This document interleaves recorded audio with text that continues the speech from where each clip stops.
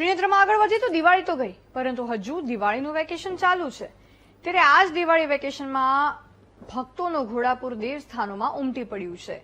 લોકો ભરપૂર આ દિવાળી વેકેશનનો લાભ ઉઠાવી રહ્યા છે અને ખાસ કરીને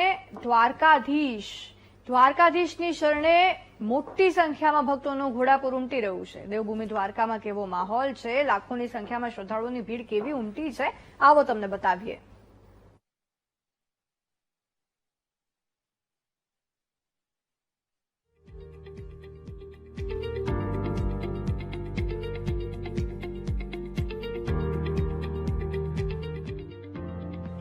દિવાળીના વેકેશનનો ભરપૂર લાભ ઉઠાવતા પ્રવાસીઓનો ઘોડાપુર દેવના દ્વારે એટલે કે દ્વારકાધીશના દ્વારે જોવા મળી રહ્યું છે.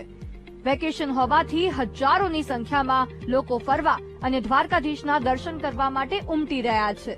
દ્રશ્યોને જોતા જ દ્વારકામાં રોજ કેટલા પ્રમાણમાં માનવ મહેરામણ ઉમટી રહ્યું છે તેનો અંદાજ આવી જાય. જય દ્વારકાધીશના નાદ સાથે દ્વારકાની ગલીઓ ગુંજી ઉઠી છે. ભગવાનના દર્શનની સાથે સાથે ફરવાનો આનંદ પણ ભક્તો ઉઠાવી રહ્યા છે.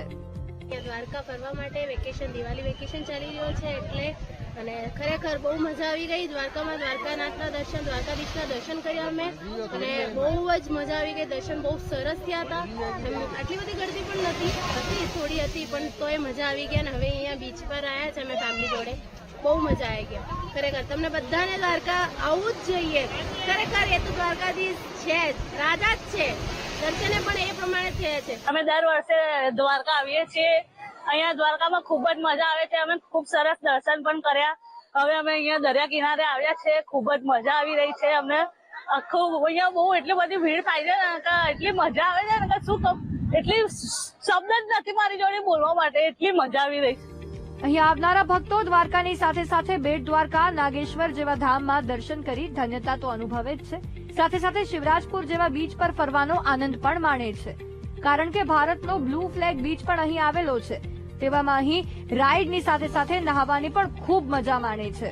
આમ દ્વારકાધીશના પ્રવાસે આવનારા ભક્તો વેકેશનનો ભરપૂર આનંદ માણી રહ્યા છે.